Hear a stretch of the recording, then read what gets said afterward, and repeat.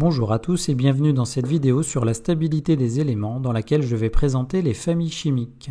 Le fait que certains éléments chimiques dans le tableau périodique forment des ions de même structure ou possèdent le même nombre de liaisons fait que ils ont des propriétés communes et donc donnent des propriétés chimiques analogues. C'est ce que l'on appelle une famille chimique. La famille des alcalins qui se trouve dans la première colonne du tableau périodique, sauf l'hydrogène, qui correspond aux éléments lithium, sodium, potassium, rubidium, césium et francium, correspond aux éléments du groupe 1, sauf l'hydrogène. Ils possèdent tous un électron de valence sur leur couche externe. Ils vont former des cations du type X+, et ce sont des métaux qui réagissent violemment avec l'eau et avec les halogènes. Nous allons voir le cas du lithium, du sodium et du potassium. Ce sont des métaux mous.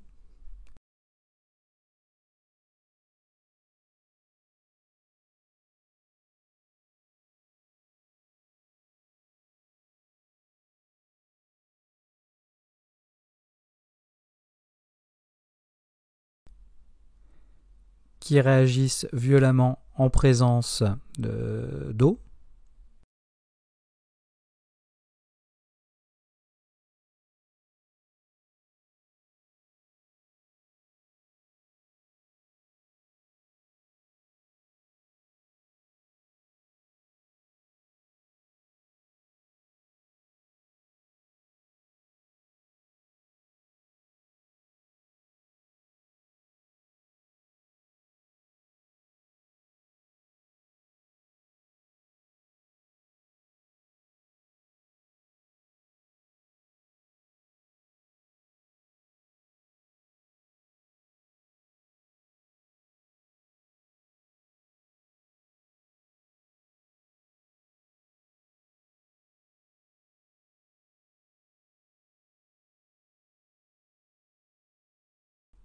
Et qui réagissent aussi violemment en présence de dichlore.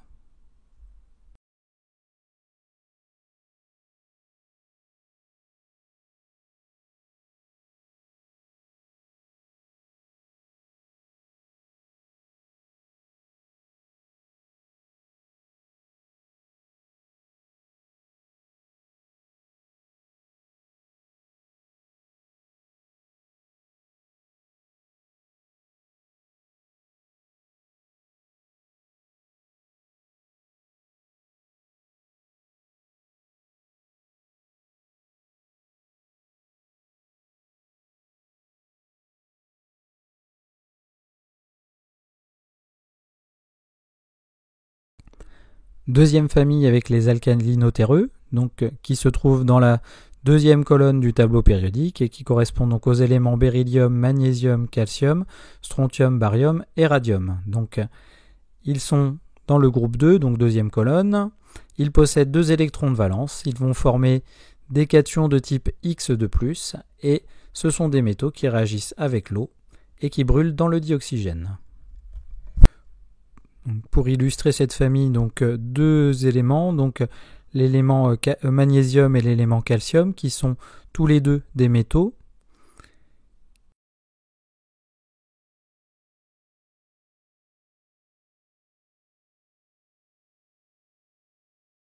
Qui réagissent avec l'eau.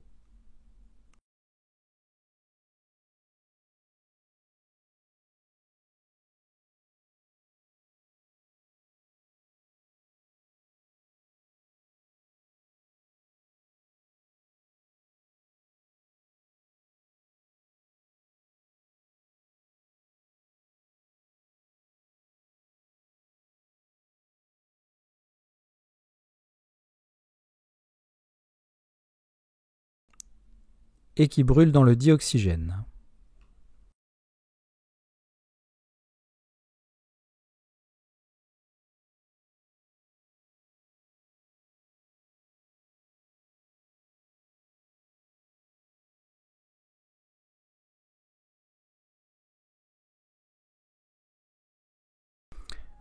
Troisième famille avec cette fois les halogènes, qui sont donc, qui se trouvent donc dans la 17e colonne et qui sont donc les éléments fluor, chlore, brome, iode et astate. Donc ils se trouvent dans le groupe 17 ou 17e colonne. Ils possèdent 7 électrons de valence. Ils forment des anions de type X-. Ils existent sous forme de corps purs, sous forme de molécules diatomiques, donc F2, Cl2, Br2 et I2. Et donc ce sont des éléments très réactifs, notamment avec l'aluminium. Nous allons voir 3 éléments de cette famille, le chlore, le brome et l'iode. Le chlore se présente sous forme d'un gaz de dichlore Cl2. Le brome se présente sous forme d'un liquide, le dibrome Br2. Et l'iode se présente sous la forme d'un solide, le diiode I2.